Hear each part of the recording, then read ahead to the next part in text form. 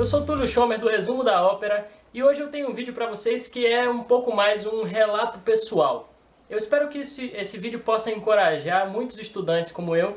Eu estou saindo agora da fase do ensino médio, quer dizer, terminei o ensino médio tem um tempinho e estou entrando agora na faculdade. Mas esse é um relato de como foi mais ou menos o meu ensino médio. E para que serve isso? Serve para todo estudante liberal que está vivendo esse momento em que os professores são majoritariamente de esquerda. A grande maioria dos professores são de esquerda, principalmente os professores de humanas, e os professores de exatas, é claro, eles nem devem falar sobre isso. Acabam falando alguns que são de direita, acabam falando justamente por enxergar que existe uma predominância muito grande do ensino de esquerda, principalmente nas matrizes curriculares do MEC mesmo. Então é algo que é institucionalizado. Esse ensino de esquerda às vezes não parte nem de professor, não é nem que o professor tenha um plano maléfico de impor uma doutrinação marxista, mas ele acaba seguindo uma cartilha que também não é uma cartilha exatamente marxista. Eu diria que o maior inimigo hoje do liberalismo no Brasil é o keynesianismo. A gente viu isso na votação do Senado, no impeachment, em que o contraponto ao liberalismo acabava sendo o keynesianismo e não o marxismo. O marxismo ele fracassou algumas vezes e quem ainda defende são partidos minoritários, mas que estão ligados também a alguns movimentos estudantis e a alguns professores. Basicamente, eu comecei a aprender sobre liberalismo aos 14 para 15 anos. Quando eu tinha 15 anos, o meu pai ele me colocou no grupo chamado Liberalismo no Facebook, provavelmente vocês conhecem.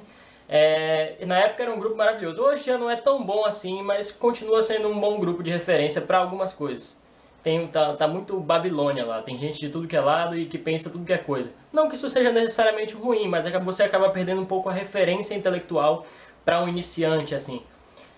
Então eu entrei nesse grupo Liberalismo e disse, porque na época eu estava super interessado em filosofia, porque eu tinha um bom professor de filosofia, inclusive, no primeiro ano do ensino médio, e eu estava super interessado em filosofia, e ele falou, tem um grupo legal aqui com debates legais. A princípio, quando ele me colocou no grupo, eu falei, essa galera é muito do mal, velho, porque a galera tinha ideias muito liberais, e ideias pró-mercado, e batendo em coisas que o Estado Social fazia que eu achava que eram ótimas, né? O PT tá ajudando os pobres e tal, o governo tá sendo bom para os pobres, sendo bom para os mais necessitados. Eu achava que isso era maravilhoso. E aí quando eu entrei nesse grupo eu tive à primeira vista um pequeno choque de realidade. Eu comecei, porque eu sempre gostei de discutir, sempre fui assim bem altivo, e comecei a discutir com o pessoal e perceber que, eu não tenho argumento nenhum aqui. Primeiro que eu era um garoto de 15 anos, não que eu esteja tão mais velho assim hoje, eu tenho 19, mas eu era um garoto de 15 anos, minha leitura era quase zero, mas eu tinha ideias fortes porque simplesmente eu gostava de pensar sozinho, gostava de ouvir o que o professor tinha a dizer e rebater sempre, mesmo que eu não tivesse uma grande base para argumentar qualquer coisa. Bom, e comecei a perceber que, o argumento desses caras faz sentido.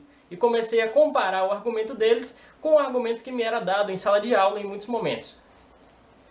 Bem, aí eu comecei a buscar por artigos liberais e comecei a devorar muitos artigos liberais e construir alguma base sólida até o momento em que eu fui colocado num grupo que era de estudos liberais aqui da Bahia, e eu sou de Salvador, e os caras tinham lá uma indicação de livros para ler. O primeiro livro que eles indicaram para mim foi As 6 Lições do Mises. Cara, se você não leu esse livro, você tem que ler esse livro. Enfim, eu li o primeiro capítulo desse livro e achei, caralho, eu descobri coisas, descobri que todos os meus professores estão errados, descobri, caralho, como é que eles não viram isso? Como é que eles estão falando de revolução industrial da maneira como eles falam na escola, sendo que não foi nada assim, sendo que o capitalismo que eles dizem que falhou miseravelmente, ele nos trouxe a um momento da história em que a população se multiplicou de uma maneira imensa, a mortalidade infantil chegou quase a zero e a condição de vida das pessoas, ao invés de piorar, ela melhorou e muito de 2 séculos pra cá. Então, caralho, eu pensei, é muito xingamento, né? Mas, enfim, eu descobri aqui a fórmula. E aí eu comecei, toda aula que um professor falava, qualquer coisa que eu sabia que não era bem assim, que tinha outro ponto de vista a se enxergar, eu comecei a rebater. Aí eu rebatia e acabou que as aulas de filosofia, história e sociologia, depois de um tempo, elas eram 10 minutos o professor falava, 5 minutos tinha a minha defesa, aí mais 10 minutos o professor falava. Então eu acabei me tornando um aluno problema nesse sentido, porque todo o assunto ele nunca ia chegar até o fim sem que eu colocasse algum contraponto. Eu quero que você pense nisso, porque você não deve deixar de expor a sua opinião. Ora, você é o estudante ali, você não tem nada a perder. Mesmo que o seu professor tenha um argumento melhor que o seu, saiba responder a questão que você colocou, você não perde nada com isso. Quem tem a obrigação de saber mais é o professor. E muitas vezes ele não sabe mais. Então, quem tem algo a perder nessa discussão é o professor e não você. E se você for um bom aluno, acredite, vai ser muito difícil algum professor querer te prejudicar só por causa da sua postura liberal. Bom, se isso acontecer, você tem várias maneiras de recorrer a isso. E é claro, você pode se sentir um pouco mártir da ideologia nesse momento. Que não é bem uma ideologia, eu não diria que capitalismo e liberalismo sejam ideologias, são muito mais lógicas de mercado. Mas o que acontece? Aí eu fui crescendo assim um pouco intelectualmente, e aí chegou um momento que eu tive a oportunidade de apresentar um trabalho de sociologia, eu não lembro qual era exatamente o tema. Eu sei que eu fiz uma conexão com a Revolução Industrial e dei uma aula completa do que é capitalismo e liberalismo na sala e todos ficaram assim. Ninguém sabia aquilo que eu estava falando, ninguém nunca tinha ouvido aquele contraponto a essa ideia de que a Revolução Industrial colocou mulheres e crianças na fábrica para escravizar todo mundo e que o capitalismo ele visa só o lucro dos empresários e etc. E tal. Todos esses argumentos que você sempre escuta na sala de aula e escuta muito, principalmente entre os movimentos estudantis. E ninguém nunca tinha ouvido aquele contraponto e ninguém nunca tinha visto como aquilo fazia muito sentido. Então, teve um colega meu que disse, porra, depois do fim da aula, ele olhou, um colega que eu gosto muito, inclusive, até hoje, um cara que tem um futuro do caralho, enfim. Teve um colega que chegou pra mim depois da aula e falou, velho, por que a gente não substitui a professora de sociologia por você? Tá claro que você sabe muito mais. Enfim, eu falei, calma, o que acontece é que todo professor saiba disso. Não pense que o seu professor sabe tudo, porque todo professor ele tem um ponto fraco, assim como qualquer intelectual. Por quê? Porque é impossível uma pessoa só saber sobre tudo, certo?